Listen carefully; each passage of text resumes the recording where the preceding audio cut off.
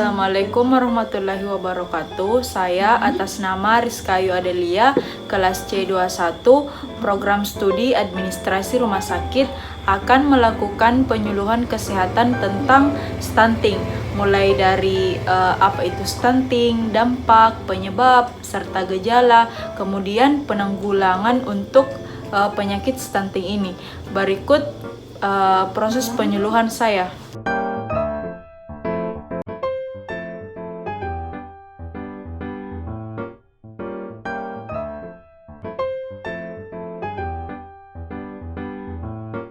Assalamualaikum warahmatullahi wabarakatuh. Waalaikumsalam warahmatullahi wabarakatuh.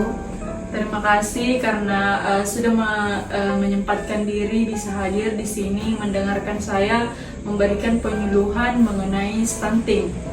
Jadi pertama-tama yang mau saya sampaikan adalah apa itu stunting, penyakit apa itu, dan apa gejalanya, penyebabnya, serta bagaimana cara supaya bisa hindari atau atasi itu apa yang dibilang stunting. Jadi stunting adalah masalah gizi pada anak yang bermasalah pada pertumbuhan anak yang mulai dari kurang lebih di bawah 2 tahun. Kemudian ini stunting adalah masalah gizi kronis pada balita yang ditandai dengan tinggi badan anak kurang, kemudian cenderung kurus. Juga akibat dari stunting ini disebabkan karena cakupan gizi yang kurang kepada anak saat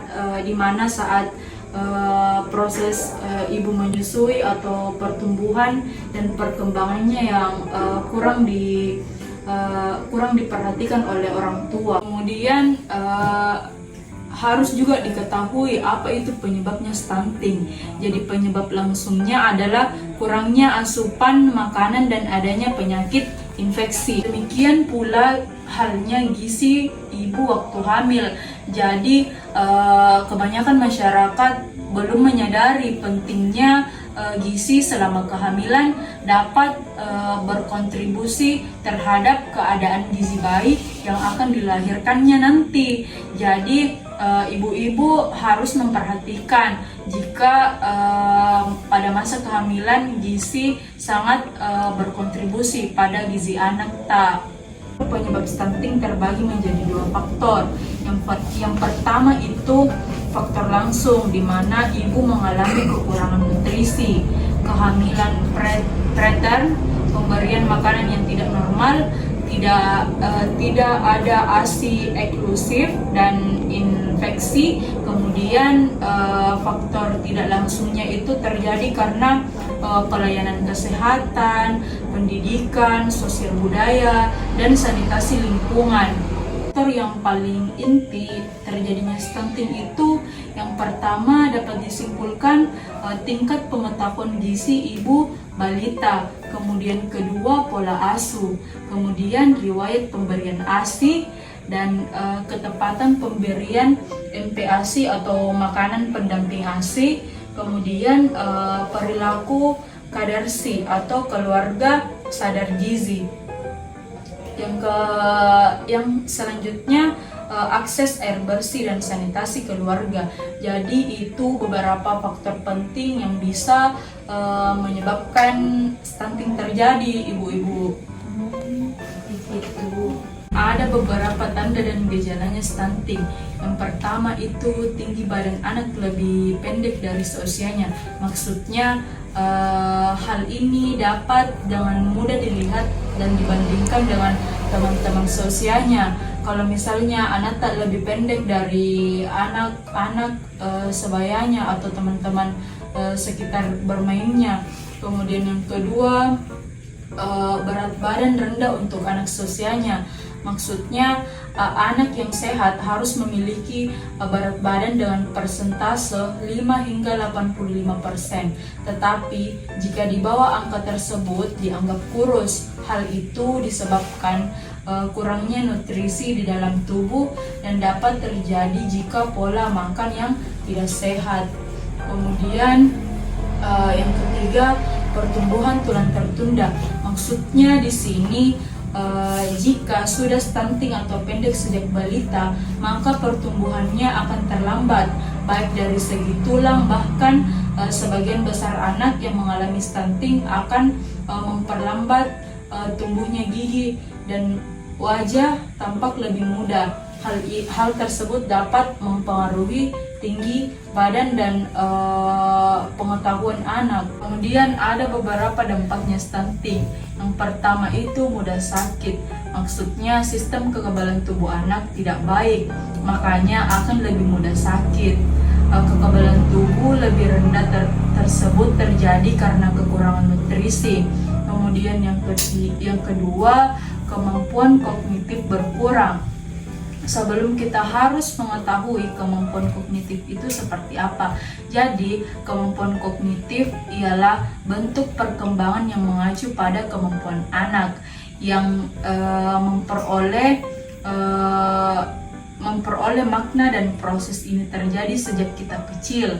Kemudian penderita stunting yang memiliki kemampuan kognitif yang kurang. Hal tersebut juga berpicu pada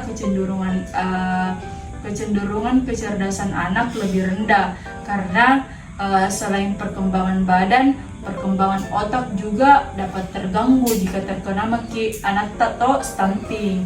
Kemudian yang ketiga, postur tubuh kurang maksimal. Maksudnya dapat terlihat dari tinggi badan anak stunting berbeda dengan anak seusianya. Seperti yang saya jelaskan tadi, lebih pendek anak daripada anak-anak sekitarnya. Kemudian yang keempat, saat tua berisiko terkena penyakit. Salah satu contohnya di sini yaitu ketika sang anak sudah berusia 40 tahun akan lebih terpicu mendapatkan penyakit. Salah satunya itu penyakit kanker, ginjal, kemudian hipertensi, dan sebagainya. Kemudian kelima, fungsi tubuh tidak seimbang. Salah satu contohnya yaitu anak yang mengalami kondisi stunting akan lebih mudah mengalami hambatan prestasi akademis. Selain itu juga proporsi fisik yang kurang memadai juga membuat anak-anak sulit mencapai prestasi di bidang akademik. Kemudian ada penanggulangan pada stunting. Jadi saya sebagai penyuluh kesehatan bisa memberikan penyuluhan dengan secara langsung kepada masyarakat, kemudian memberikan pengetahuan bahwa gizi sangat penting supaya anak tidak terkena stunting.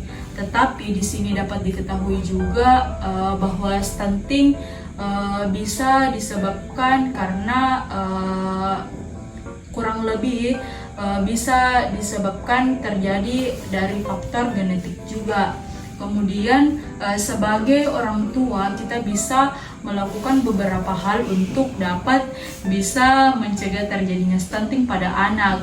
Yang pertama itu pada saat hamil pastikan dengan memenuhi kebutuhan nutrisi. Kemudian yang kedua, pemberian ASI eksklusif pada bayi pada berusia 6 bulan.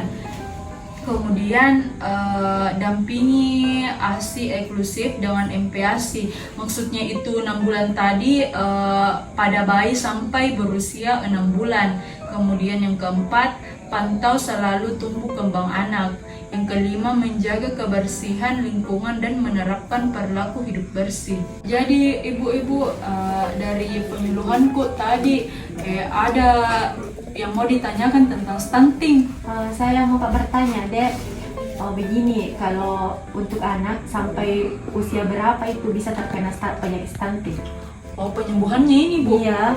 Jadi kalau masalah penyembuhannya itu Ibu bisa dilakukan dari 0 sampai usia 2 tahun anak, karena kalau di atas 2 tahun nih Bu susah juga disembuhkan. Yang bisa dibantu itu hanya pertumbuhan berat badannya, karena kalau tinggi badannya Bu kurang sekali nih, karena ini stunting berpengaruh besar pada tinggi badan anak.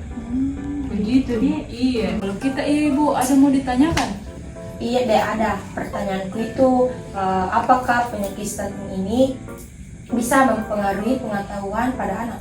Oh iya Ibu, bisa sekali karena ini kemampuan kognitif berkurang masuk juga di dampaknya. Jadi sebelum kita tahu apa itu kognitif, jadi kognitif di sini itu Ibu bentuk perkembangan yang mengacu pada kemampuan anak dalam memperoleh makna dan proses yang terjadi sejak kecil. Maksudnya Ibu, kemampuan kognitif ini mengacu pada kemampuan berpikir, berproses anak-anak.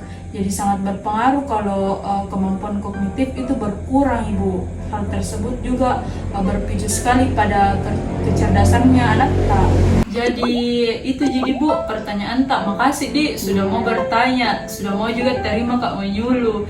Jadi sekian dari saya. Terima kasih juga sudah mau dengarkan Kak.